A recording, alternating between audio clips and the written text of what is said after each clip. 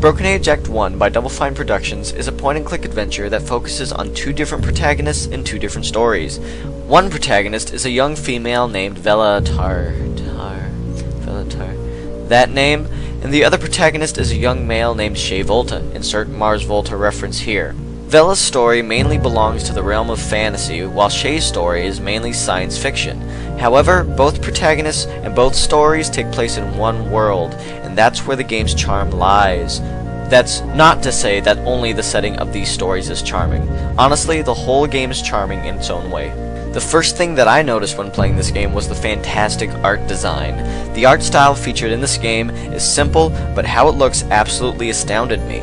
The animations are practically flawless. It's insanely hard to distinguish a cutscene from actual gameplay because everything looks so good. In addition, the environments are beautiful to look at. My eyes were more than happy to perceive whatever I was looking at, whether the characters were in space, in the clouds, or beside a mountain made of ice cream. That's in the game. It's just a mountain made of woo! However, graphics don't mean anything if the gameplay cannot back it up.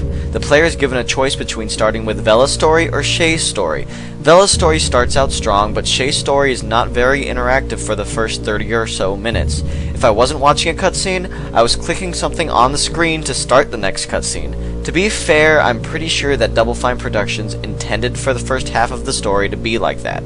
Either way, when I was finally given complete control over my character, I never wanted to stop playing. Even though Broken Age Act 1 is a simple game, I cannot deny how much fun it was to play.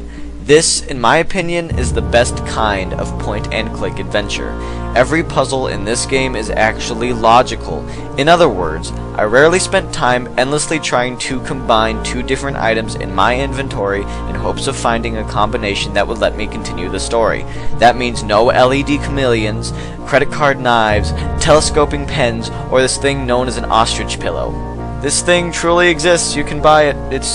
You can hold it. It's real. I'm gonna move on now. Broken Age Act 1 never got frustrating because of the fact that there are two different stories to choose from. Instead of forcing the player to finish one story before starting the other, the game allows the player to easily change between both stories at the click of the mouse. No progress is lost either. This was a very handy feature for me because whenever I got stuck, I simply switched stories. Whenever I got stuck in the second story, I would switch back to the first one. By the time I got back to the first one, my mind would usually be calm enough to find the solution rather easily. This is a simple feature, but an amazing one. In fact, it's a feature that I wish other point-and-click adventures will pick up. However, it's a feature that's unique to Broken Age Act 1, but that only further proves how good this game is. Overall, Broken Age Act 1 was a very pleasant surprise. It's beautiful to look at and wonderful to play. In addition, the music this game features and the humor this game displays kept me entertained throughout. Lastly, the story kept me engrossed until the very end. Very few games have forced me to drop my jaw, but this game is one of them. I obviously cannot say why my jaw dropped, but I will say that the ending to this game is something to praise. The only bad thing about this game that I can think of is the overlong credit sequence. It's a crowd-funded game, so the credit sequence features a majority of the donators. Thanks for wasting my time, Commander Shepard. Most importantly, Broken Age Act 1 features voice work from Jack Black. You know, Jack Black? Jack Black. Jack Black! Jack Black gives me a heart attack. Jack Black, I wanna play blackjack with Jack Black, cause that's why Jack Black.